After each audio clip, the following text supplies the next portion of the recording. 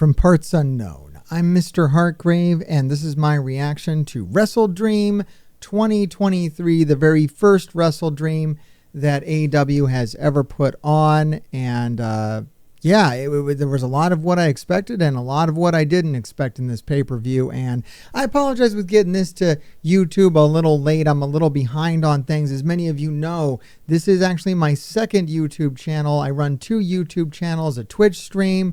I have a full-time job. I have a family.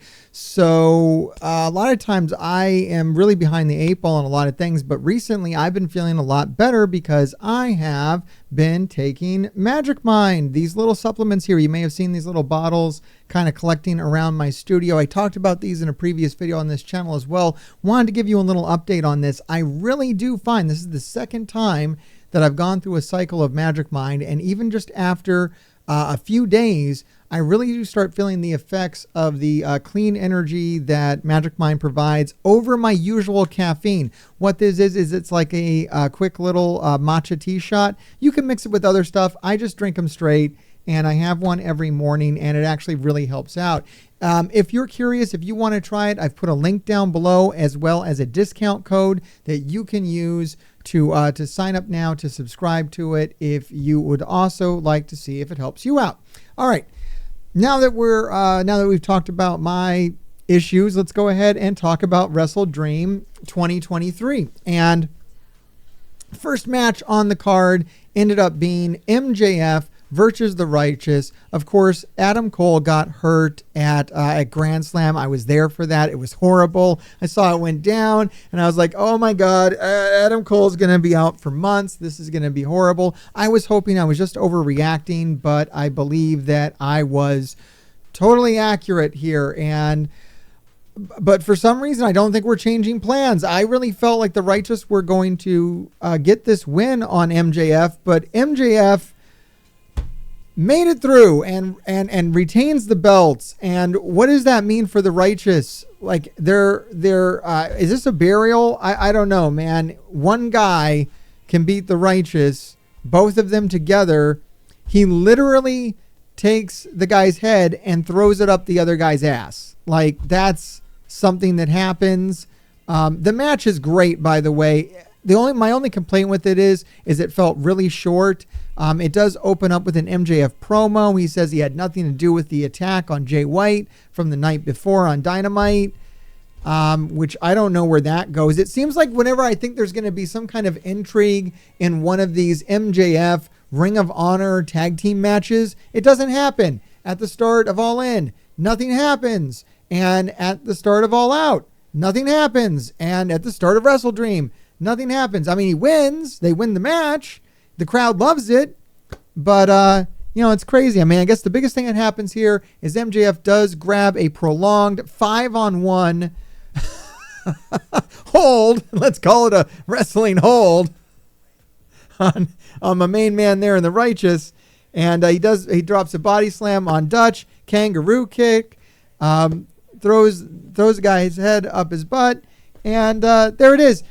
I also feel like we're still not going to see MJF on Ring of Honor TV. I literally am paying $10 a month for Honor Club because I thought MJF was going to be on it, and I still don't think he's going to be on it. I don't think he's going to be on it. I don't think the Young Bucks and Hangman are going to be on it. I don't know. I'd love to be wrong, but I don't know what they're doing with all these Ring of Honor titles and putting them on such big stars who won't appear on Ring of Honor TV on Honor Club.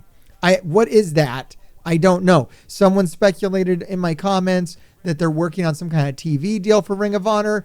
I just think that's speculation. Maybe they're going to put it on Max. I don't know, guys. It's really, really odd. I don't know what's happening there. And let's move on to the next match. The next match is Eddie Kingston versus the wrestler Shibata. And get out of here. I don't want to ask any Bing's like asking me if I want to ask questions right now. I don't want to ask any questions. We're talking about Wrestledream.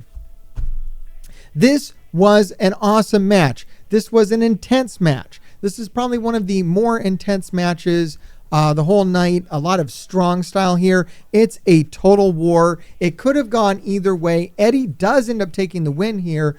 We were speculating that Eddie might take the loss here because he might be injured. He's not injured. Well, or maybe he's injured. I don't know. But he keeps both belts. So that's great. Oh, by the way, match rankings. I would have given the MJF match a 3 out of 5. I would have given this match a 4 out of 5. I thought it was a really solid match. Really intense. Really enjoyed it. Okay. On to Chris Statlander and Julia Hart here. I believe the best entrance of the night goes to Julia Hart. And that really isn't saying much because it was pretty much stock standard entrances for every single wrestler with the exception of one. We'll talk about him in the main event, but everybody got the most basic introduction that they could have. And it was weird. Even Omega didn't even take the opportunity to have Justin Roberts, give him a big prolonged speech like he normally gets. Maybe they were concerned about keeping it tight. There was a lot of matches to get through in the same amount of time. I don't know. Anyways, Julia Hart fails to miss Statlander and then just kind of falls apart from there and loses the match. Statlander retains. I would give the match a 3.5 out of 5. However, even with that low rating and with saying, not having much to say about this match, this is probably one of the best women's matches in AEW history. And that kind of says a lot in itself, but it was very good. I was happy to see this showing. I don't feel like it was a squash match on Julia Hart, but it definitely wasn't a strong showing. If she fails to hit her mist, she just can't win the match, I guess. Kind of tragic. But probably expected. We didn't really expect Julia Hart to walk away with the win here. I just would have liked to have seen it because I feel like she's one of the more interesting wrestlers on the entire roster. Okay, that leads us into a huge crowd pleaser, 4-way tag match. Young Bucks, the Guns, Orange Cassidy and Hook, and the Lucha Brothers. This was immensely entertaining. I like at the start of the match where Orange Cassidy removes the tape from his hand. It's the freshly healed Orange Cassidy. I enjoyed that. We got Matt Jackson versus Hook in a suplex off. They were trading suplexes back and forth. Neither of them was able to get a locomotion suplex chain going. They just ended up going back and forth with each other. I really enjoyed that. I also really enjoyed when one of the ass boys, I can't remember which one, turns towards the crowd and goes, "Who's the ass boy now, bitch?" And everybody in the arena screams out, "You are." I thought that was hilarious.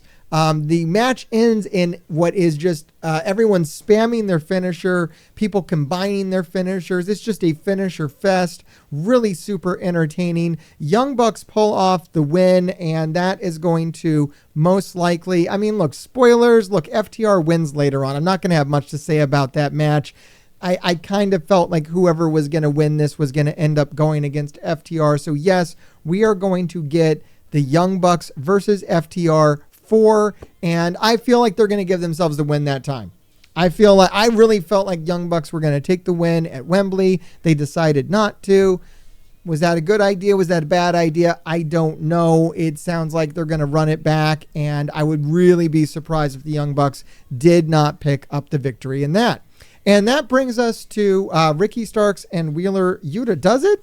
No. Ricky and Yuta is later. I'm sorry for the unprofessionalism here. We're supposed to have Hangman and Swerve. I don't think I pulled the graphic for Hangman and Swerve. Look, before I get to Ricky and Yuta, let me talk about Hangman and Swerve for a second with no graphic up, because what am I doing here? I don't know. This was a great match. Oh, by the way, the 4-way match, 4 out of 5 in my book. Hangman versus Swerve, a 3.5 out of 5. Why isn't it a 4? Why isn't it a 5? Because although it was rather intense, it was rather packed with action, it was not very violent. I expected to see some blood here. In fact, I expected to see some blood maybe in this match, maybe in any of the matches. There was no blood all night other than Darby Allin, who accidentally hit himself in the head with the skateboard at some point, I think, and cracked himself open. Other than that, it was a bloodless night, which was really odd, especially when we have Black Bull Combat Club in attendance. We have this feud with Hangman and Swerve, which seems like a blood feud.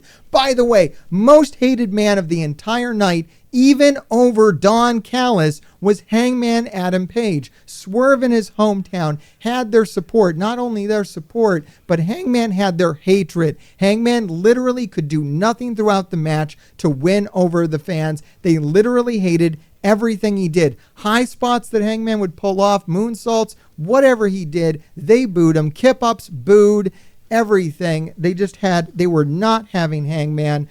Swerve does win this match, which was good. I almost think maybe they were going to have Hangman win, but called an audible because of the crowd response. It was clear from the start that Hangman had to lose this, so he did. I just don't feel he did it in a very interesting way.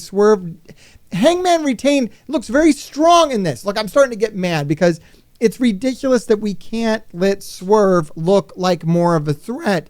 Swerve had to hit Hangman with like 3 finishers, 4 finishers, 5 finishers. It just kept going. He had to keep stacking on the finishers to beat Hangman. I don't know when Hangman obtained such a final boss status that it would take so many finishers to put him down, but that's what he did. So Hangman does lose, but he looks extremely protected in it, and I don't know. It would have been a higher star rating maybe if that hadn't been the case. All right, Ricky versus Yuta. This is really my pick for least thrilling match of the night. Like, I'm giving it a 2 out of 5. The thing that's moving it up to be a 4 out of 5, all in all, is Jon Moxley on commentary. Oh my God, this pay-per-view is worth the price of admission just to hear Jon Moxley on commentary. He does commentary on this match. He does commentary on the next match. He does commentary on 0 Hour. And Jon Moxley 100% has a second career in him in a commentary man, if he so desires. Is he the best on commentary? Maybe not. Is he immensely entertaining on commentary? You bet your ass. He's throwing swears at. He's talking about how he got fined for stuff he said on 0 Hour. On 0 Hour, he mentioned that, hey, we're just giving this shit away for free, so you can only imagine what the pay-per-view is going to be like. I mean, he's cursing. I think they're having to mute him at sometimes. He's dropping F-bombs. It's phenomenal. Was Moxley drunk? I don't know. Was he funny as hell? Absolutely. I'm here for it. Hopefully he isn't back on the wagon or anything, but this is 100% about the commentary. Ricky Starks wins the match. Good for Ricky Starks. I still don't really care. On to Bryan Danielson and Jack Sabre Jr. This is a 5 for 5 match. This is maybe a 6-star match. Maybe even a 7-star match. I don't know. I'm not Dave Meltzer, but this match, of course, gets a fight forever chant. No one really seemed to care about Zack Sabre when he walked in, but maybe they care about Zack Sabre when he walks out. Once again, we have Moxley on commentary, which is really pushing up the entertainment value on this. Mox is going on about like how Danielson's into some really weird stuff, brother. He's into like tantric sex stuff, and I don't know. It's just hilarious. This is probably one of the finest displays of wrestling you're ever going to see in your entire life. If you are a fan of wrestling, watch this match. Even if you don't like Bryan Danielson or don't care about Zack Sabre, this match is worth watching. All right, this was my most anticipated match of the night, and this was probably my biggest letdown. Ultimately, I'm giving this match a 3 out of 5. Maybe, all right, I said that Julia Hart had the best entrance, but maybe the real best entrance was Don Callis here, although it wasn't anything different. The painting of Don Callis as Jesus with all of his apostles and Sammy Guevara as Judas was really remarkable. Really enjoyed that. They open up this match with Omega and Ospreay. Ospreay's really toned down. He looks injured. His back is all cupped up from some therapy he had. And I'm not surprised. Maybe everybody here isn't quite prepared. I think you got 3 really strong workers here in Jericho, Sammy, and Takeshita. I think those guys were ready to go. I think Omega, Ibushi, and Ospreay maybe were working a little injured or not in their best shape due to other matches. I mean, Omega, maybe he was ready to run and maybe he was just taking it a little easy, but this isn't the cleaner Omega. This is basically, 2019 injured Omega moving a little slower in the ring. We do get some Golden Lover spots, which is wonderful. So it was there. You know, we do get a little more of that Golden Lovers flavor that we really haven't seen in AEW. So that's really cool. Sammy's doing some fun stuff where he's jumping on commentary from time to time, which is pretty cool. Yeah, Sammy ends up pinning Jericho at the end of this. Didn't really see that coming.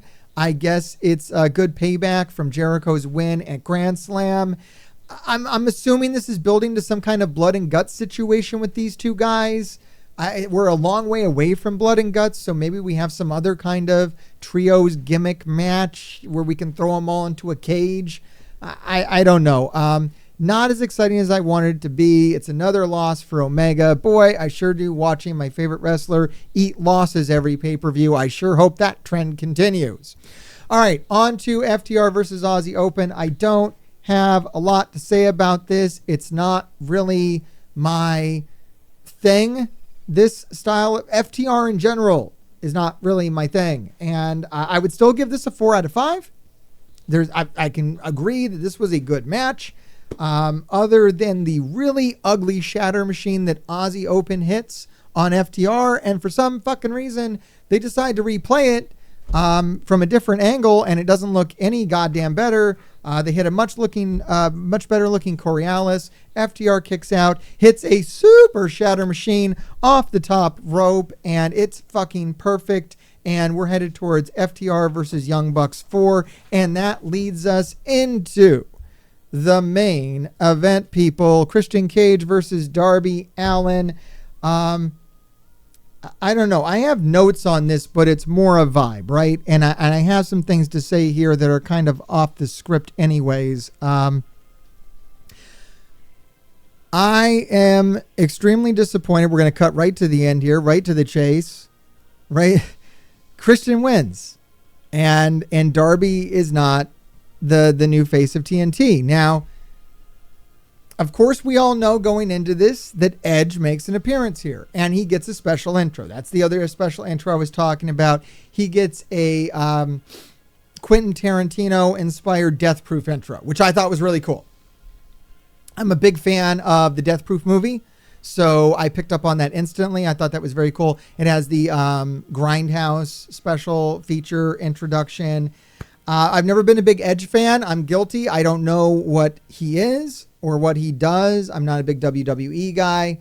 I haven't been watching it recently, and I didn't really watch wrestling for a big stretch until AEW came around. Now, I'm assuming that I am going to be absolutely enthralled and be totally into Edge here in a few months. But right now, I'm mostly annoyed that we have taken the focus off of Darby Allin. Continuing the Christian Cage championship run is probably a great idea. He's doing fantastic work, but does he need the belt? I just don't know if he needs the belt. And not giving Darby a win in his hometown is rather sad. I kind of feel like we could have done the end of this match and still had Darby be the champ and have it be better. I don't know. It's certainly a downer, a mixed ending, a weird ending. I mean, Edge is here. They teased a heel turn for Edge. Of course, he's not a heel. He goes face. He's gonna feud with Cage. It's gonna be Darby, Edge, and Sting versus Nick Wayne, Cage, and Luchasaurus. Okay, I guess so. And I got to wonder now, what I was hoping for is for Darby to win this and kind of be the guy for Collision. But what I feel is going to end up being the guy for Collision is going to be Cage and Edge. Is that best for business? Maybe. Is it best for the future of AEW? I don't know. I think what's best for the future of AEW is raising the status of their original talent, like Darby Allin. Why the fuck is MJF opening the goddamn pay-per-view and not in the main event? He's the fucking world champ. So these are the kind of things that go through my mind when we elevate, ex-WWE guys who we just signed to main event status. And it kind of feels to me like we've just shit on Darby Allin. maybe they've got some really cool stuff in mind for him down the road, but I don't know. As for the match itself, this is the most violent match of the night. There's some really, really violent spots here involving the steps. Christian Cage removes the padding from the ring. They do some really nasty shit to each other on the bare exposed boards. Nick Wayne ends up turning on Darby Allin. You may have noticed me breaking down the teams. You might have, if you haven't watched this yet. I don't know why the fuck you're watching this and haven't watched this pay-per-view, but if somehow you're doing that and you're like, what do you mean Nick Wayne is on the other side? Yeah, Nick Wayne turns on Darby Allin. Nick Wayne's mom is involved in this match like a lot, which I guess is fun. I like the part where she, throws her drink at Christian Cage after kind of like luring him in. But I don't know. The match is really good. I'm really upset that Darby Allin didn't win. Maybe unreasonably so, because I know Christian Cage is going to do a great job. I'm sure this feud with Edge is going to be phenomenal, but I don't know. What are we doing with Darby Allin? That's going to be my question. It's probably going to be my question for the next few months is, well, what happens to Darby Allin? And what happens to MJF? I mean, I assume MJF is going to be main eventing the next pay-per-view with Jay White. But who the fuck knows? Maybe he'll be opening the goddamn show. I feel like MJF is being held down until he re-signs his contract. I feel like Tony Khan doesn't want to give this man a main event until he knows that he's in his pocket. But I don't know where the fucking hesitation is with Darby Allin. It's not like Darby Allin is going to the WWE. Why aren't we, giving this man his flowers again? I think he's earned them. Darby Allin consistently puts on amazing matches. He's become remarkably better on the microphone.